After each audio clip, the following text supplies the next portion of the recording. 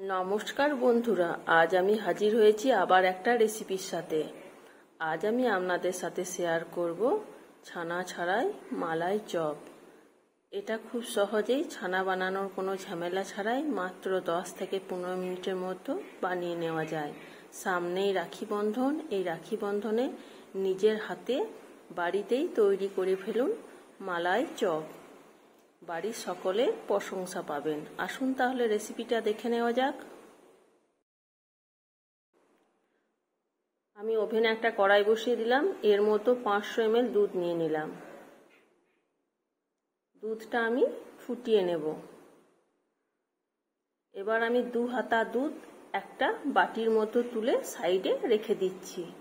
এবার যে বাকি দুধটা কড়াইয়ের মতো থাকলো ওটা আমি ফুটিয়ে ঘন করে নেব। দুধের পরিমাণটা হাফ হয়ে গেছে। এবার আমি এর মধ্যে 2 চামচ চিনি দিয়ে দিলাম। আমি চিনির পরিমাণটা একটু কম দিলাম, যে যেমন মিষ্টি খান সেই মতো একটু চিনির পরিমাণটা বাড়িয়ে নেবেন। এবার কয়েকটা থেতো করা এলাচ দিয়ে দিলাম, তাহলে সুগন্ধটা খুব ভালো উঠবে। এবার আমি একটা বাটিতে 1 চামচ কর্নফ্লাওয়ার নিলাম। এটা আমি যে দুধটা রেখেছিলাম সেখান থেকে হাফ হাতা মতো দুধ নিয়ে নিলাম। এবার আমি কর্নফ্লাওয়ারটা গুলে নিচ্ছি।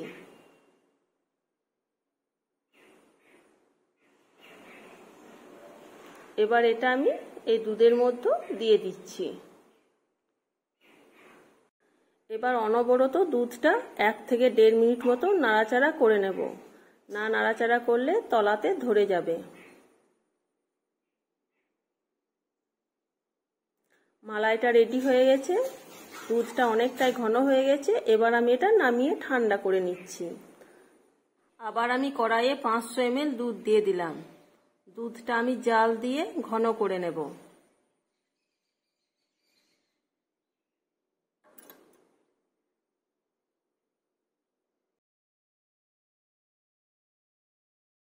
দুধটা অনেকটাই ঘন হয়ে গেছে। এবার আমি এর মধ্যে 3 চামচ চিনি দিয়ে দিচ্ছি।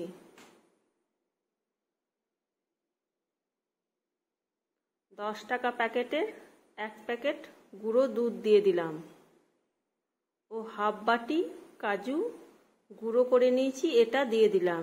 এটা অপশনাল, আপনারা চাইলে দিতে পারেন অথবা নাও দিতে পারেন, দিলে টেস্টটা খুব ভালো হয়। এবার আমি নাড়াচাড়া করে এটা আমি এটা টাইট করে নেব।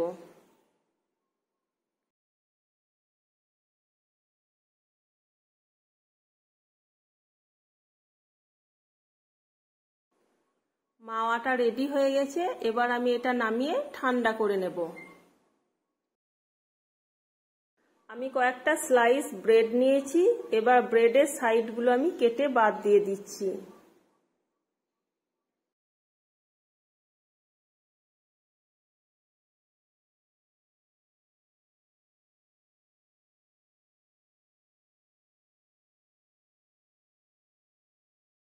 সব ব্রেডের সাইডগুলো কেটে বাদ দেওয়া হয়ে গেছে। এবার আমি যে দুধটা সাইডে রেখেছিলাম ওই দুধটা নিয়েছি, মাওয়াটা রেখেছি। এবার স্লাইস ব্রেডটা দুধের মধ্যে সামান্য একবার ডুবিয়ে তাড়াতাড়ি তুলে নিতে হবে, না হলে এটা বেশি দুধ চুষে নিলে এটা ভেঙে যাবে। হাতে করে একটু চাপ দিয়ে অতিরিক্ত দুধটা বের করে দিয়ে মাওয়াটা আমি একটু নিয়ে গোল করে নিয়ে আমি এই ব্রেডের মাঝখানে রেখে দিলাম। একটা পলিথিন নিয়েছি, পলিথিনের মধ্যে ব্রেডটা রেখে এভাবে মুড়ে নিচ্ছি। পলিথিন না নিলে হাতে করে করলে ভেঙে যেতে পারে।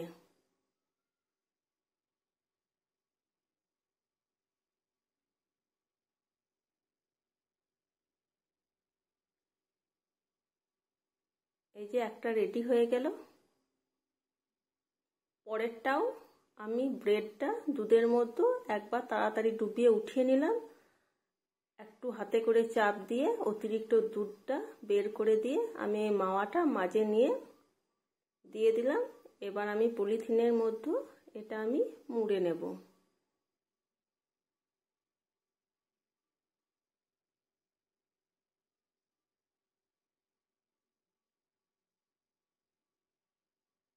এভাবে আমি সমস্ত মালাই চপগুলো বানিয়ে নেব।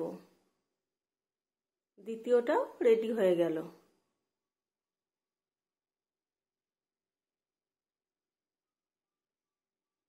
পরেরটাও আমি বানিয়ে নিচ্ছি।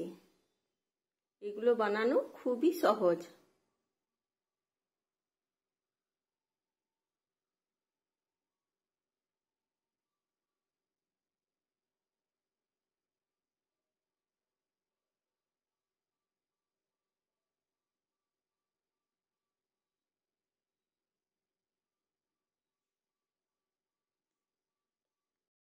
যদি কেউ না বুঝতে পারেন তাই আমি কয়েকটাই বানিয়ে দেখিয়ে দিলাম আপনাদেরকে। এই যে হালকাভাবে চাপ দেবেন।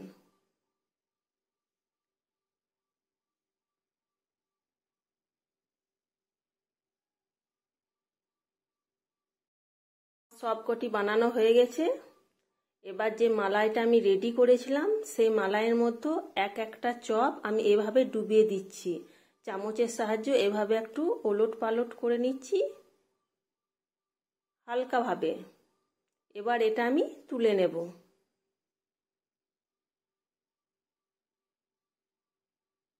আবার আমি পরেরটা এই মালাইয়ের মধ্যে ডুবিয়ে দিলাম, একবার ওলট পালট করে নিচ্ছি, আবার আমি এটা তুলে নিচ্ছি। এভাবে আমি সবগুলো মালাইয়ের মধ্যে ডুবিয়ে তুলে নেব। বন্ধুরা, আজ আমার এই ছানার মালাই চপের রেসিপিটা আপনাদের কেমন লাগলো অবশ্যই কমেন্ট করে জানাবেন। আর এই সামনেই রাখি বন্ধনে আপনারা অবশ্যই বাড়িতে বানিয়ে দেখবেন এবং কেমন হয়েছিল কমেন্ট করতে ভুলবেন না। আর আমার রান্নার রেসিপিগুলো যদি আপনাদের ভালো লেগে থাকে তাহলে অবশ্যই লাইক, কমেন্ট এবং বন্ধুদের সাথে শেয়ার করার অনুরোধ থাকলো। আমি ওপর থেকে কয়েকটা কেশর দিয়ে দিলাম। কেশরটা অপশনাল, এটা দিলে ফ্লেভারটাও ভালো লাগে এবং দেখতেও ভালো লাগে। এবং কয়েকটা পেস্তা কুচি ছড়িয়ে দিচ্ছি। এখনো পর্যন্ত আমার চ্যানেলটা যারা সাবস্ক্রাইব করেননি প্লিজ চ্যানেলটা সাবস্ক্রাইব করে আমার পাশে থাকার অনুরোধ জানাচ্ছি। তাহলে আবার দেখা হবে নেক্সট কোনো নতুন ভিডিওর সাথে। ভালো থাকবেন, সুস্থ থাকবেন।